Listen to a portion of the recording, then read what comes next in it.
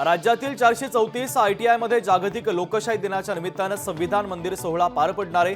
उपराष्ट्रपती जगदीप धनखड यांच्या हस्ते सकाळी 10:30 वाजता एल्फिस्टन टेक्निकल कॉलेज धोपी तलाव येथे संविधान मंदिर सोहळा पार पडणार आहे। तर या कार्यक्रमाला मुख्यमंत्री एकनाथ शिंदे आणि राज्याचे दोन्ही उपमुख्यमंत्री उपस्थित असतील। मुख्यमंत्री एकनाथ शिंदे आणि उपमुख्यमंत्री देवेंद्र फडणवीस आज वरळी सीलिंग ते हाजी अलीला जोडणाऱ्या नव्या पुलाची पाहणी करणार आहे। दुपारी 3 वाजता दोन्ही नेत्यांच्या वतीने पुलाची पाहणी केली जाणार आहे।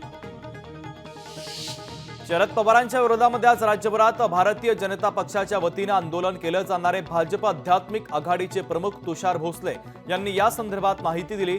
शरद पवार यांच्या उपस्थितीमध्ये पत्रकार ज्ञानेश महारावांनी श्रीराम आणि स्वामी समर्थांबद्दल केलेल्या वक्तव्यांच्या निषेधार्थ भारतीय जनता पक्षाच्या वतीने आंदोलन केलं जात आहे।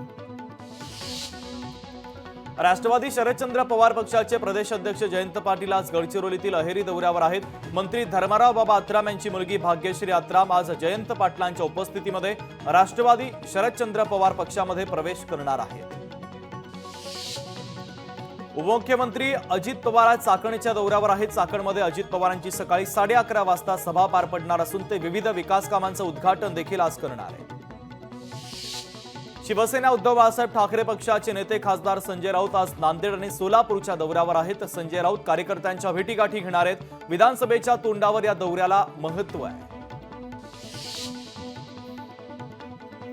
स्वाभिमानी शेतकरी संघटनेचे अध्यक्ष माजी खासदार राजू शेट्टी आज पंढरपूरच्या दौऱ्यावर आहेत। पंढरपूरमध्ये राजू शेट्टी नेत्यांच्या तसंच स्वाभिमानीच्या कार्यकर्त्यांच्या गाठीभेटी घेत आहेत। तिसऱ्या आघाडीच्या सुरू असलेल्या प्रयत्नांच्या पार्श्वभूमीवर त्यांच्या दौऱ्याला महत्त्व आहे।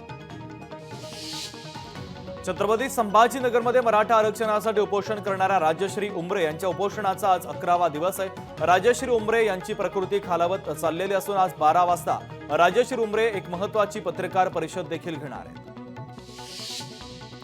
पंढरपूरमध्ये सुरू असलेल्या धनगर आरक्षणाच्या अंमलबजावणीसाठी राज्यव्यापी आमरण उपोषणाचा आजचा 4था दिवस आहे। उपोषणकर्त्यांनी राज्य सरकारला दिलेला 3 दिवसांचा अल्टिमेटम आज संपणार आहे। आज सकल धनगर समाजाच्या वतीने पुढची भूमिका जाहीर केली जाणार आहे।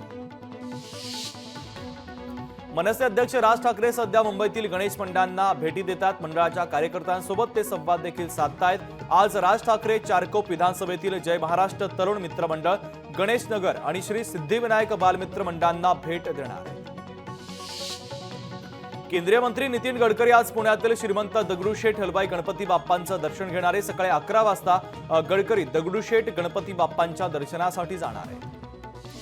राजधानी दिल्लीमध्ये मुसळधार पावसाने हजेरी लावली। मध्यरात्रीपासून सुरू असलेल्या पावसामुळे अनेक ठिकाणी रस्ते जलमय झाले।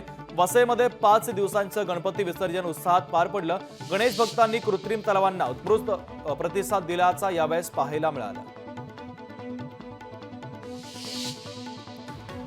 नवी मुंबईतील प्रकल्पग्रस्तांनी गरजेपोटी बांधलेली घरं नियमित होण्याचा मार्ग अखेर मोकळा झाला। मुख्यमंत्री एकनाथ शिंदेंच्या आदेशानंतर नगर विकास विभागामध्ये स्थानिक भूमिपुत्र आणि सिडको अधिकाऱ्यांची संयुक्तरित्या बैठक पार पडली। अजित पवारांनी मुख्यमंत्री एकनाथ शिंदेंच्या घरी बाप्पांचं दर्शन घेतलं। तसंच खासदार श्रीकांत शिंदे यांनी अजित पवारांचं स्वागत केलं। मुंबईमध्ये रात्री अनेक भागात जोरदार पावसाने हजेरी लावली। पहाटे पश्चिम उपनगरामध्ये काही ठिकाणी तर कुर्ला चेंबूर दादर भागात पावसाने जोरदार बॅटिंग केलेली। इलेक्ट्रिक वाहन खरेदीचा विचार करणाऱ्यांसाठी आनंदाची बातमी आहे, कारण केंद्र सरकारच्या 10,900 कोटींच्या योजनेला मंत्रिमंडळाने मंजुरी दिली। तसंच मोदी सरकारकडून आता PM ई-ड्राईव्ह योजनेला मंजुरी देण्यात आली आहे। संगमनेर शहरामध्ये गणेशोत्सवाच्या पार्श्वभूमीवर पोलीस प्रशासनाच्या वतीने रूट मार्च काढण्यात आला। यावेळी संगमनेर तालुक्यातील पोलीस कर्मचारी आणि रिझर्व्ह ॲक्शन फोर्स यांच्या वतीने कायदा सुव्यवस्था अबाधित राहावा यासाठी रूट मार्च काढण्यात आलेला आहे।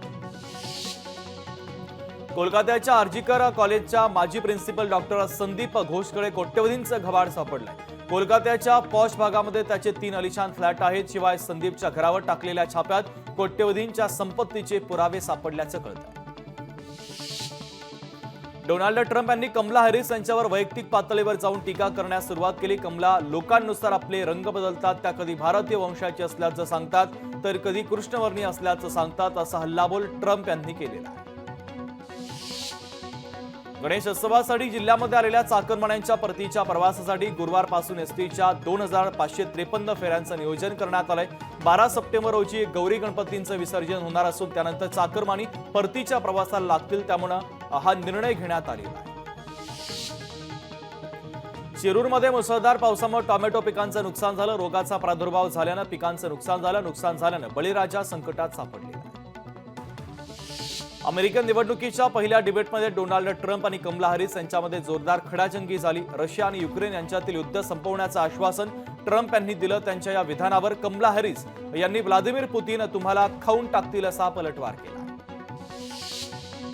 पुणेकरांची पाण्याची चिंता मिटलेली आहे. पुणे जिल्ह्याला पाणीपुरवठा करणारे 4 धरणं हे 100% भरलेत. खडकवासला, पानशेत, टेमघर आणि वरसगाव ही धरणं भरलेली आहेत.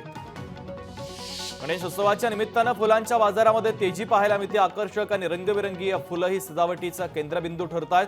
त्यामुळे अहमदनगर येथील फुलांच्या बाजारात फुलांचे दर वाढल्याचं पाहायला मिळत आहे. सातारामध्ये मोती चौक ते शनिवार चौक या दरम्यान गर्दीचा फायदा घेत चोरी करणाऱ्या 4 महिला आणि 2 पुरुषांना शाहूपुरी पोलिसांनी अटक केली. त्यांच्याकडून 6,44,000 रुपयांचा मुद्देमाल जप्त करण्यात आला. तर चोऱ्या रोखण्यासाठी गर्दीच्या ठिकाणी पोलिसांचा बंदोबस्त आता वाढवण्यात आला आहे. बीडच्या आष्टीमध्ये कंपनीकडून 1,400 जणांची फसवणूक करण्यात आली. ASC कंपनीकडून नागरिकांची आर्थिक फसवणूक करण्यात आली. आमदार सुरेश धस यांनी पोलीस स्टेशनमध्ये जात न्याय मिळवून देण्याची मागणी केली आहे. भंडाऱ्यामध्ये मुसळधार पावसामुळे वैनगंगेला पूर आला. वैनगंगा नदीच्या प्रवाहामध्ये पूल कामासाठी आणलेलं क्रेन वाहून गेलंय. तब्बल 8 किलोमीटरच्या अंतरावर क्रेन पात्रातून बाहेर काढण्यात आलेलं आहे. अहमदनगरच्या पाथर्डी तालुक्यातील एकनाथवाडी येथील टेंबे वस्ती या ठिकाणी जाणाऱ्या रस्त्याची दयनीय अवस्था झाली असून मोठ्या प्रमाणात चिखल झाल्यानं वस्तीवरून गावच्या ठिकाणी जात असताना नागरिकांचे प्रचंड हाल होत आहेत. बीडच्या केस तालुक्यातील धनेगाव येथील मांजरा जलाशयामध्ये जिवंत पाणीसाठा 76.50% एवढा झाला. त्यामुळे हे धरण कधीही भरण्याची शक्यता निर्माण झाली आहे. दरम्यान मांजरा नदीकाठच्या गावातील नागरिकांना अतिदक्षतेचा इशारा प्रशासनानं दिलेला आहे. राज्यात विधानसभा निवडणुकीच्या हालचालींना वेग आला. नोव्हेंबरमध्ये निवडणुकीची शक्यता गृहीत धरून तयारी सुरू आहे. निवडणूक आयोग शुक्रवारी सर्व जिल्हाधिकाऱ्यांच्या वतीनं आढावा घेणार आहे. राहुल गांधींनी चीनबाबत मोठा दावा केला. मोदींना चीन प्रश्न हाताळता आला नाही. आजही चीननं दिल्लीच्या क्षेत्रफळा इतका लडाखचा भाग गिळलाय. मोदी त्यावर काहीच बोलत नाही किंवा काही करत नाही असा हल्लाबोल काँग्रेस नेते राहुल गांधी यांनी केला. काँग्रेसकडून उमेदवारी मिळाल्यानंतर विनेश फोगाटनं मोठं वक्तव्य केलं. आयुष्यामध्ये बऱ्याचदा असे प्रसंग येतात की तुमची इच्छा नसताना देखील तुम्हाला काही गोष्टी कराव्या लागतात. मी माझ्या वडीलधाऱ्यांचा आशीर्वाद घेऊन हा निर्णय घेत असल्याचं विनेश फोगाटनं म्हटले. नागपूर अपघात प्रकरणावर विकास ठाकरे यांनी प्रतिक्रिया दिली. आरोपीला शिक्षा व्हावी हीच आमची भूमिका आहे. कुणाच्याही हातून गुन्हा दाखल झाला त्याला शिक्षा झाली पाहिजे असं विकास ठाकरे यांनी म्हटले आहे. माजी खासदार भास्कर पाटील खतगावकर यांच्यासह 2 माजी आमदार काँग्रेसच्या वाटेवर असल्याची चर्चा आहे. भास्कर पाटील खतगावकर हे अशोक चव्हाणांचे मेहुणे आहेत. येत्या 15 सप्टेंबरला खतगावकर काँग्रेसमध्ये प्रवेश करण्याची शक्यता आहे. मावळ तालुका भारतीय जनता पक्षाच्या वतीनं विधानसभेची तयारी आता सुरू करण्यात आली. भाजपचे मावळ विधानसभा निवडणूक प्रमुख रवींद्र भेगडे आणि माजी राज्यमंत्री बाळा भेगडे यांच्या गाठी आता घ्यायला सुरुवात झालेली आहे. शिवसेना उद्धव बाळासाहेब ठाकरे पक्षाचे आमदार अनिल परब यांना हायकोर्टाच्या वतीनं मोठा दिलासा मिळतोय. आयकर विभागानं बजावलेल्या नोटिसा कोर्टाकडून रद्द करण्यात आल्या. तर दापोली येथील साई रिसॉर्टच्या प्रकरणानंतर ह्या नोटिसा त्यांना पाठवण्यात आलेल्या होत्या. मात्र कोर्टाने या नोटिसा रद्द केल्या. माजी केंद्रीय गृहमंत्री सुशील कुमार शिंदेंच्या वक्तव्यानं काँग्रेस कोंडीत सापडण्याची शक्यता आहे. मंत्रिपदाच्या कारकिर्दीमध्ये जम्मू काश्मीरला भेट देताना घाबरलो होतो असं वक्तव्य सुशील कुमार शिंदे यांनी केलं आहे. लोकशाही मराठी ऐका, पहा, जागरूक रहा.